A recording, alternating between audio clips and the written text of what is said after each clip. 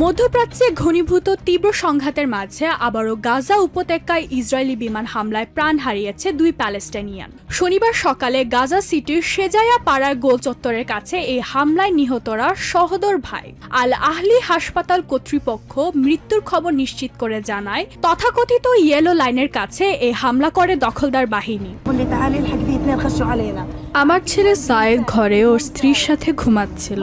সন্ত্রাসী ইসরায়েলের অনুগত মিলিশিয়া ঘরে ঢুকে আমার এক ছেলেকে গুলি করে হত্যা করে। তাকে গুলি করার পর আরেক ছেলে এসে পতাকা দিয়ে ব্যান্ডেজ করে দিচ্ছিল। সে সময় ইসরায়েলি কামান থেকে তাকেও গুলি করে হত্যা করা হলো।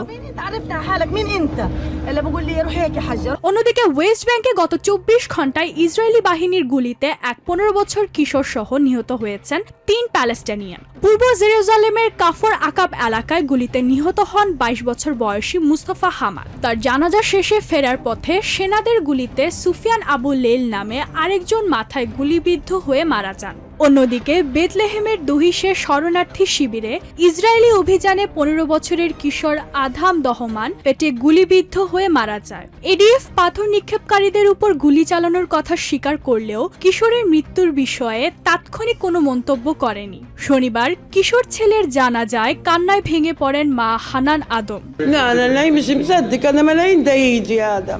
আমি এটা বিশ্বাস করতে পারছি না। আমি এখনো আদমের আসার অপেক্ষায় আছি। আমার প্রিয় আদম, তুমি তো বলেছিলে তুমি আসছো। আমাকে বলো না যে আদম আর নেই। ও আমাকে ফোন করে বলেছিল যে ও আমাকে নিতে আসছে। আমি তখন আমার মায়ের বাসায় ছিলাম। আমি সেখানে মাত্র 30 মিনিটের জন্য গিয়েছিলাম। এদিকে তিয়াসির গ্রামে প্যালেস্টিনিয়ানদের উপর অবৈধ বসতি স্থাপনাকারীদের হামলার খবর সংগ্রহ করতে গিয়ে সেনাদের হাতে লাঞ্ছিত হয়েছেন সিএনএন-এর সংবাদকর্মীরা। সিএনএন-এর তথ্য মতে সৈন্যরা সাংবাদিক ও প্যালেস্টাইনিয়ানদের দিকে রাইফেল তাক করে। এ সময় একজন সৈন্য ফটো সাংবাদিক সিরিল থিওফিলোসকে গলা চেপে ধরে শ্বাসরোধের চেষ্টা করে এবং তার ক্যামেরাটি ভেঙে দেয়। সিএনএন সংবাদদাতা জেরেমি ডায়মন্ড শুক্রবার গভীর রাতে জানান, তায়াসির এলাকায় বসতি স্থাপনাকারীদের সহিংসতার খবর সংগ্রহ করার সময় আইডিএফ তার দলকে আটক করে। প্রায় 2 ঘন্টা পর সাংবাদিকদের মুক্তি দেওয়া হলেও প্যালেস্টাইনিয়ানদের বিষয়ে কিছু জানা যায়নি। Ishrat Jahan, TVN 24 news desk.